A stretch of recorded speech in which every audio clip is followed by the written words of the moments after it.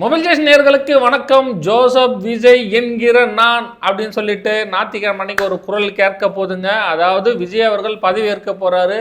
அது எப்படி அப்படின்னு சொல்லி பார்த்தோம் அப்படின்னா, அவர் ஏற்கனவே 108 இடங்கள் அவர் ஜெயிச்சிருந்தாரு, தனி பெரும்பான்மை பெற்றிருந்தாரு. அதுக்கப்புறம் இப்போ கெஞ்சி கூத்தாடி பிசிகே, சிபிஐ, சிபிஎம் எல்லார்ட்டையும் ரொம்ப கெஞ்சி கூத்தாடி, ஐயா எப்படியாவது எனக்கு ஒரு வாய்ப்பு கொடுங்க அப்படின்னு சொல்லிட்டு நிபந்தனையற்ற ஆதரவு அப்படின்னு சொல்லியிருக்காங்க. அதாவது உனக்கு வெளியிலிருந்து ஆதரவு மட்டும்தான் கொடுப்போம், ஆனால் என்னைக்குமே நாங்கள் திமுகவுக்கு விசுவாசமாக தான் இருப்போம் அப்படின்னு சொல்லிட்டு இவங்க எல்லாருமே சொல்லியிருக்காங்க.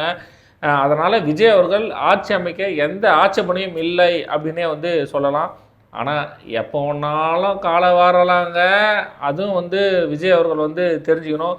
முக்கியமாக பார்த்தோன்னா இப்போ விஜய் அவர்கள் ஆட்சி கட்டிலில், அதாவது முதல்வர் ஆகிறதுக்கு ஒரே ஒரு காரணம் என்ன அப்படின்னா, யாரை இத்தனை நாளாக தீய சக்தி அப்படின்னு சொல்லியிருந்தாரோ, அதாவது திமுக தலைவர் ஸ்டாலின் அவர்களை சொல்லியிருந்தாரோ, அவருடைய தயவால தான் இன்னைக்கு ஜோசப் எனும் நான் அப்படின்னு சொல்லிட்டு நேரு ஸ்டேடியத்தில் ஒழிக்க போகுது அப்படின்னே சொல்லலாம்.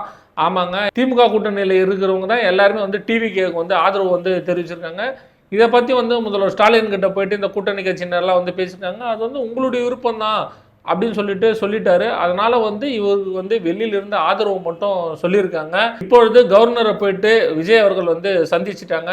இப்போ ஞாயிற்றுக்கிழமை அன்னைக்கு பார்த்தோன்னா பதவி பிரமாணம் ஆகலாம் அப்படின்னு சொல்லப்படுது. முதல் கையெழுத்துலாம் என்ன அப்படின்னு சொல்லிட்டு எல்லாருமே எதிர்பார்த்துட்டு இருக்காங்க. ஃபஸ்ட்டு இந்த டிவிகே கட்சி பார்த்தோன்னா, அதாவது விஜய் அவர்கள் பதவியேற்கிறது பார்த்தோன்னா தனி பெரும்பான்மை கிடையாது. நல்லா புரிஞ்சுக்கணும். திமுகவுடன் கூட்டணி கட்சி ஆதரவு, அதாவது தயவுல பார்த்தங்க அப்படின்னா அவர் ஆட்சி அமைக்கிறாரு. ஒரே ஒரு எக்ஸாம்பிள் சொல்லியிருக்கேன். வடிவேல் ஒரு படத்தில், அதாவது மாதவன் வடிவேல்லாம் இருப்பாங்க. அவர் வடிவேல் பெகர் பாயா இருப்பார். அவர் திடீர்னு ஒரு கவுன்சிலர் ஆகிடுவார். அது மாதிரி தான் இப்போது திமுக தயவால் விஜய் அவர்கள் முதல்வராக ஆக போகிறாரு அப்படின்னே சொல்லலாம். முக்கியமாக சொல்லணும் அப்படின்னா, சிபிஐ, சிபிஎம், விடுதலை சிறுத்தைகள் எல்லாருமே என்ன சொல்லியிருக்காங்கன்னா, விஜய் அவர்களுக்கு ஆதரவு கொடுக்குறதுல எந்த ஒரு இதுவும் இல்லை, ஆனால் திமுக கூட்டணியை விட்டு நாங்கள் வெளியே வர மாதிரி இல்லை அப்படின்னு சொல்லியிருக்காங்க. அதே போல் பார்த்தோம்னா, காங்கிரஸ் ஆல்ரெடி ஏற்கனவே ஃபஸ்ட்டு துண்டை விரிச்சிட்டாங்க. நான் தான், என்னை தாண்டி தான்டா நீங்கள் போகணும் அப்படின்ற மாதிரி ஃபஸ்ட்டு துண்டை வேற விரிச்சிருக்காங்க. இன்னும் என்ன குடும்பம்லாம் பார்க்க போகிறோம் அப்படின்னு சொல்லிட்டு தெரியல. இருந்தாலும் பார்த்தோம்னா விஜய் அவர்கள் ஆட்சி அமைஞ்சிட்டு என்னவெல்லாம்லாம் மக்களுக்காக செய்ய போகிறார் அப்படின்னு சொல்லிட்டு பொறுத்திருந்து பார்க்கலாம். முதல் கையெழுத்து என்ன அப்படின்றதும் பார்க்கலாம். பெரும்பாலான மக்கள் பார்த்தோங்க அப்படின்னா கொடுத்த வாக்குறுதிலாம் நிறைவேற்றுவாரா அப்படின்ற ஒரு எதிர்பார்ப்பும் வேறு இருக்குது. முக்கியமாக பார்த்தோன்னா 2500 6 சிலிண்டர் அப்படின்ற மாதிரி, அதாவது 2500 6 சிலிண்டர்லாம் கொடுப்பாங்களா அப்படின்னு எதிர்பார்த்துட்டு இருக்காங்க. அதே போல் தாய்மாமன் சீர்லாம் வருமா அப்படின்லாம் எதிர்பார்த்துட்டு இருக்காங்க. அதே போல் முக்கியமாக பார்த்தோம்னா எல்லார் வீட்டுக்கும் பார்த்தீங்கன்னா 200 யூனிட் கரண்ட்டு வேறு அப்படின்னு வேறு சொல்லியிருக்காரு.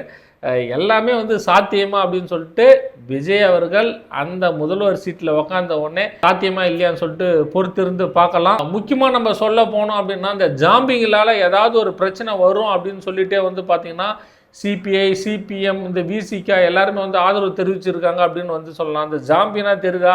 ஏற்கனவே விஜய் அவர்கள் ஊர் ஊராக போகும்போது செவுரு எகிரி குதிக்கிறது, கரண்ட் கம்பத்தில் ஏறுறது அப்படின்னு சொல்லிட்டு எல்லாருமே சொல்லுவாங்கள்ல, இந்த ஜாம்பி அப்படின்னு சொல்லிட்டு. அவங்களுக்கு பயந்தே பார்த்தாங்க அப்படின்னா, அப்பா தம்பி நீ தயவுசெய்து ஆட்சி அமைச்சிக்கப்பா, இங்கே இன்னொரு உயிர் போகிறது நாங்கள் அனுமதிக்க மாட்டோம் அப்படின்னு சொல்லிட்டு ரொம்ப இறக்க குணமாக சொல்லியிருக்காங்க. இனிமே அவங்களுடைய ஆட்டத்தையும் பார்க்க போகிறோம். நம்ம சட்டமன்றத்தில் இவர் தனி பெரும்பான்மை அடைஞ்சாலுமே பார்த்தீங்கன்னா அவங்க வைக்கிறது தான் சட்டம் அப்படின்னு சொல்லலாம். ஏன்னா தனி பெரும்பான்மையாக எது ஒன்று இவர் ஏற்றினாலும் அவங்களும் ஓகே சொன்னால், அதாவது அவங்களும் ஓகே சொன்னால் தான் சபாநாயகரே அந்த சட்டத்தை இயக்க முடியும். பொறுத்திருந்து அடுத்த அதிரடியை நம்ம பார்க்கலாம். நன்றி.